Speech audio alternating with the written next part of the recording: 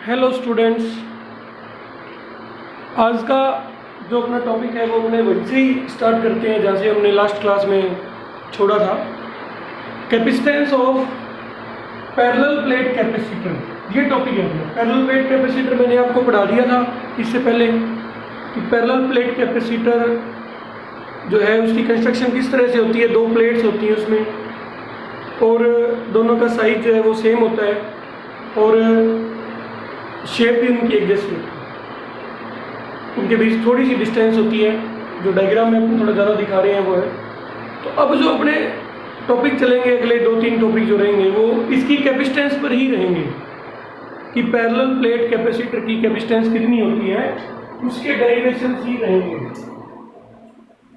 ठीक है, तो सबसे पहला जैसे अपने पास में केस है कि if medium between the plates is air. जैसे कि मैंने आपको बताया था पहले कि कैपेसिटर की जो कैपेसिटेंस होती है वो किस पे डिपेंड करती है, वो डिपेंड करती है मीडियम पे, साइज पे और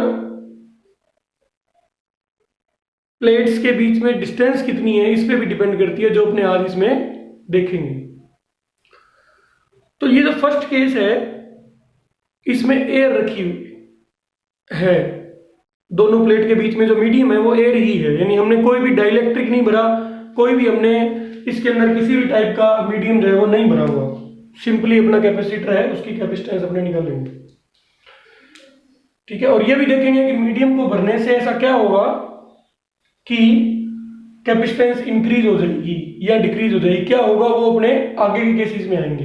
तो फर्स्ट केस अपना क्या है, capacitance of parallel plate capacitor if medium between the plates is air, यानी कि हमने दोनों जो प्लेट है इनके बीच में एयर है, एक प्लेट प्लस की होती है, एक प्लेट होती है माइनस की, ऐसा हमने पढ़ा हुआ है सभी ने। और मैंने लास्ट क्लास में आपको यह भी बताया था कि इलेक्ट्रिक फील्ड जो होती है कैपेसिटर की प्लेट्स के बीच में, जो इलेक्ट्रिक फील्ड होती है उसकी वैल्यू होती है सिग्मा अपॉन एप्सिलॉन नॉट, उसकी वैल्यू होती है। ये भी हमने पिछली क्लास में पढ़ा था कि जो इलेक्ट्रिक फील्ड है उसकी वैल्यू क्या होती है, सिग्मा अपॉन एप्सिलॉन नॉट। तो बड़े ध्यान से इसको आप लोग समझिए कि अपने पास C का फॉर्मूला क्या होता है, Q upon V। This is equation number 1। ये कैसे जानते हैं अपने, इसके प्रिंसिपल से अपने जानते हैं कैपेसिटेंस के कि C इक्वल टू क्या होता है, Q upon V। So V is the potential difference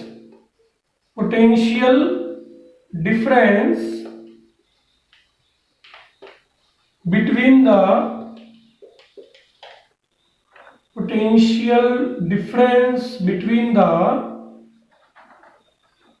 plates of capacitor,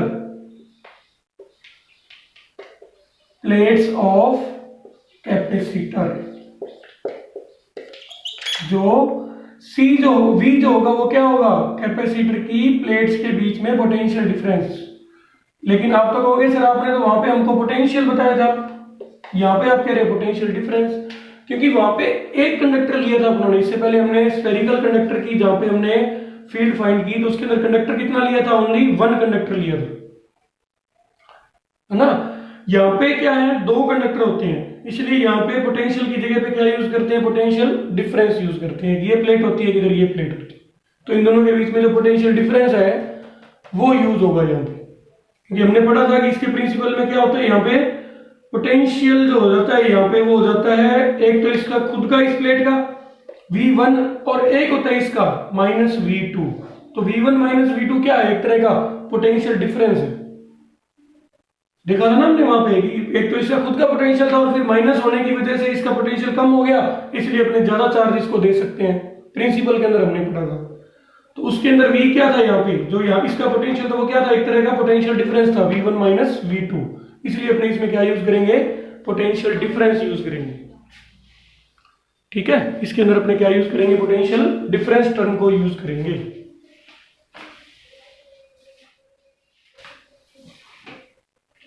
तो देखिए सबसे पहला जो अपना काम है, बहुत ही जो इंपॉर्टेंट चीज है इस सभी जो क्लासेस अपनी होंगी इसकी, उसके ऊपर सबसे इंपॉर्टेंट चीज ये है कि potential difference between the plates कितना होगा।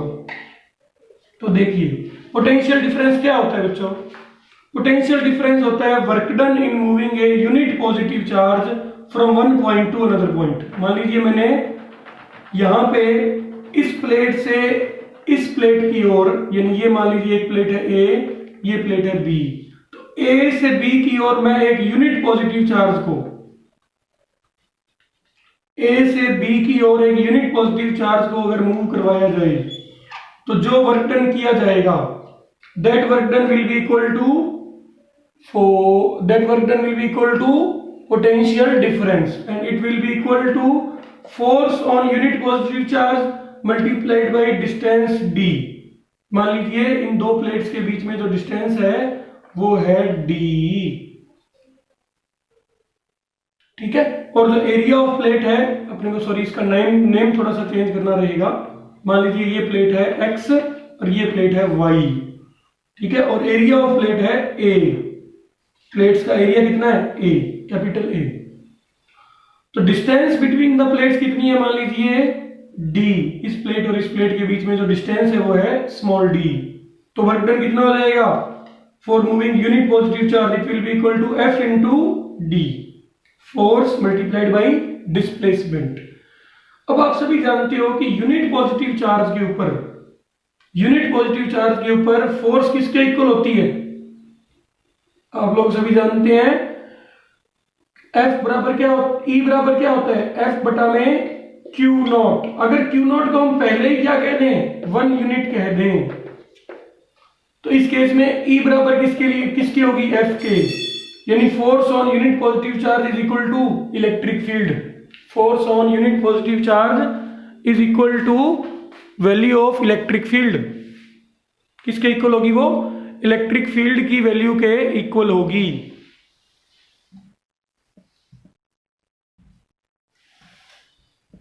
ठीक है, किसकी वैल्यू के इक्वल होगी, इलेक्ट्रिक फील्ड की वैल्यू के इक्वल होगी डेफिनेशन के अकॉर्डिंग, क्योंकि 1 यूनिट चार्ज पे ही जो फोर्स लगती है उसी फोर्स को क्या कहते हैं, इलेक्ट्रिक फील्ड कहते हैं। तो यहां से वर्क डन कितना आ जाएगा from moving one point two another point, unit positive charge हमने एज्यूम किया Q इक्वल टू 1 यूनिट, इसको 1 यूनिट यानी 1 कूलम चार्ज हमने एज्यूम किया। तो इसको X प्लेट से Y प्लेट तक चार्ज को मूव करवाने में कितना वर्क करना पड़ेगा, E into D. That means potential difference कितना होगा, E इंटू डी। बहुत इंपॉर्टेंट चीज है। फिर से सुन लीजिए पूरी बात। हमने एक यूनिट पॉजिटिव चार्ज माना, उसको x से y तक मूव कराने में जो वर्क करना पड़ेगा वो किसके इक्वल होगा, पोटेंशियल डिफरेंस के। वर्क अकॉर्डिंग टू अपना मैकेनिक्स जो है क्या होता है, फोर्स इनटू डिस्प्लेसमेंट। अब यूनिट पॉजिटिव चार्ज पे फोर्स कितनी लगेगी, E, क्योंकि इलेक्ट्रिक फील्ड की डेफिनेशन ये कहती है कि आपके यूनिट चार्ज पे कितनी फोर्स लग रही है, तो वो लगेगी E इंटू डी जो है वो क्या हो जाएगा, वर्क डन हो जाएगा। और ये किसके इक्वल होता है, according to concept potential difference के इक्वल होता है। So potential difference V will be equal to E into D. Potential difference V will be equal to E into D. तो यहां से अपने क्या लिखेंगे, potential difference V will be equal to E into D. ठीक है, potential difference V will be equal to E into D. इस चीज को आप लोग ध्यान से समझिए।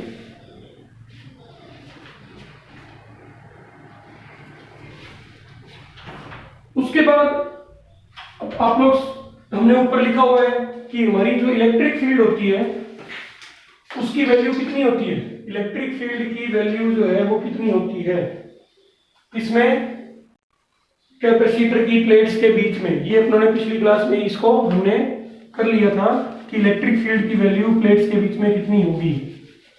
ठीक है, तो इसको हमने लास्ट क्लास के अंदर जो है वो कर लिया था पहले। तो इसको अपने देखते हैं कि इलेक्ट्रिक फील्ड की वैल्यू जो है वो कितनी आएगी। ठीक है, तो बच्चों इलेक्ट्रिक फील्ड की जो वैल्यू है वो कितनी रखेंगे अपने यहाँ पे, V will be equal to sigma upon epsilon naught into D। This will be the electric field. ये किसकी वैल्यू होगी, इलेक्ट्रिक फील्ड की वैल्यू होगी। E की वैल्यू कितनी है, सिग्मा अपॉन एप्सिलॉन नॉट, वो हमने यहाँ पे पुट कर दी। और सिग्मा क्या होता है, सिग्मा क्या होता है आप सभी जानते हैं, सिग्मा होता है Q अपॉन एरिया। सिग्मा किसको बोलते हैं, सिग्मा हम बोलते हैं ए सरफेस चार्ज डेंसिटी को, सरफेस चार्ज डेंसिटी को हम लोग क्या बोलते हैं, सिग्मा। इसकी वैल्यू क्या होती है सिग्मा की, टोटल चार्ज अपॉन एरिया। तो मान लीजिए इसकी प्लेट पे चार्ज है Q, एरिया है A, तो सिग्मा की वैल्यू क्या होगी, Q अपॉन A। ठीक है, सिग्मा की वैल्यू कितनी होगी, Q अपॉन A होगी। तो समझिए C जो था वो क्या था, Q अपॉन V। V की वैल्यू क्या होगी, E इंटू डी। V किसके इक्वल होगा, sigma upon epsilon not into D के। सिग्मा यहाँ पे क्या होगा, Q अपॉन A होगा, चार्ज पर यूनिट एरिया। क्योंकि यहाँ पे चार्ज किसके ऊपर डिस्ट्रीब्यूट होता है, एरिया के ऊपर डिस्ट्रीब्यूट होता है। किसमें, कैपेसिटर के प्लेट्स पे।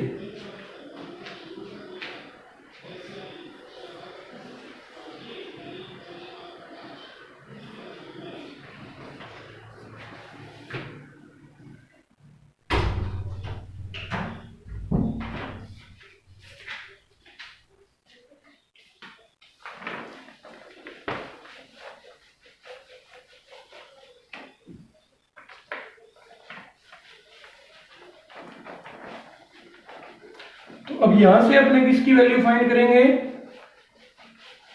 यहां से अपने फाइंड करेंगे वैल्यू कैपेसिटेंस की। तो कैपेसिटेंस के लिए अपने किसमें पुट कर देंगे इस वैल्यूज को, इन वैल्यूज को अपने पुट कर देंगे इस फॉर्मूले में, सी वाले फॉर्मूले में अपने इसको पुट कर देंगे। तो सी की वैल्यू जो है वो अपने क्या मिल जाएगी, यहां से सी की जो वैल्यू मिलेगी that will be equal to Q upon V. कितनी आ जाएगी, Q upon V, Q upon, ठीक है, वैल्यूज आ जाएगी वो कितनी आ जाएगी, Q upon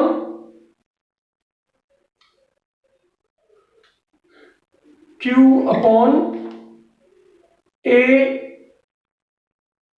epsilon naught multiplied by D. ध्यान से देखिए, v की जो वैल्यू है, सिग्मा की वैल्यू पुट करने के बाद अपनी v की वैल्यू आएगी यहां से, जब अपनी सिग्मा की वैल्यू को यहां पुट करेंगे तो v की वैल्यू आएगी q upon a epsilon not into D.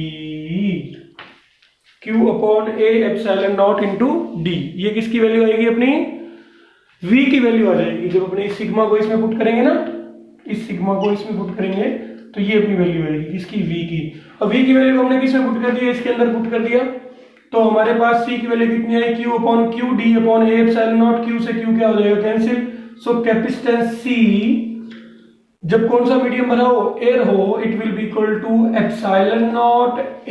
ये ऊपर आ जाएगा ना, डिवाइड में है तो किसमें आ जाएगा, मल्टीप्लाई में, epsilon naught a upon d, that will B upon, और इसको बोलेंगे c air, epsilon naught a upon d, that will be the capacitance when the medium is air, when the medium is air. So capacitance C air will be equal to epsilon naught A upon D. That means this capacitance will be proportional to area of coil, sorry area of coil याद आ गया गलती से, area of capacitance capacitor plate, and C will be inversely proportional to distance D. That means जो हमारी capacitance होगी इस case में वो उसके एरिया के तो प्रोपोर्शनल होगी, यानी जितना अपने साइज में बड़ा लेंगे, जो कैपेसिटर है उसकी प्लेट्स को जितना साइज बड़ा उसका लेंगे उतनी ज्यादा ही उसकी क्या होगी, कैपेसिटेंस होगी। और दूसरी चीज, डिस्टेंस जितनी कम होगी कैपेसिटेंस उतनी क्या होगी, ज्यादा होगी। तो अगर आपको ये पूछा जाए कि आप पैरेलल प्लेट कैपेसिटर की कैपेसिटेंस को कैसे बढ़ाएंगे, तो आप ये कहेंगे कि एरिया को बढ़ा के और डिस्टेंस बिटवीन द प्लेट्स को कम करके। ठीक है, एक केस और भी आएगा मीडियम का, वो अपने आगे पढ़ेंगे, लेकिन फिलहाल आपको ये ध्यान रखना है एरिया के प्रोपोर्शनल है, एरिया बढ़ाएंगे तो कैपेसिटेंस बढ़ेगी, डिस्टेंस को कम करेंगे तो भी कैपेसिटेंस क्या होगी, बढ़ेगी। तो जब पैरेलल प्लेट कैपेसिटर वहां पे पूछा गया तब आपको इसके अकॉर्डिंग आंसर देना है। और अगर आपको सिर्फ दिया गया कि आपको कैपेसिटेंस कैसे बढ़ा सकते हो, तो अपने कहेंगे पोटेंशियल डिफरेंस को कम करके या पोटेंशियल को कम करके सी की वैल्यू को बढ़ाया जा सकता है। दोनों चीजों में थोड़ा थोड़ा डिफरेंस ध्यान रखें इसको। ठीक है, तो ये एक अपना टॉपिक जो है वो हुआ यहाँ से, और कल थोड़ी जो है, आज एक ही टॉपिक करते हैं, कल से कंटिन्यू वापिस अपने जो है बाकी के 2-3 केस जो है वो कर लेंगे और आप लोग इसको देखिएगा जरूर, ठीक है, सभी चीज़ को। और साथ साथ आप लोग 13th चैप्टर जो है उसको पढ़ना आप लोग स्टार्ट कर दीजिए, 1-2 दिन में उसका टेस्ट होगा फोटो इलेक्ट्रिक इफेक्ट वाले टॉपिक का, ठीक है। तो आज की क्लास में इतना ही करेंगे।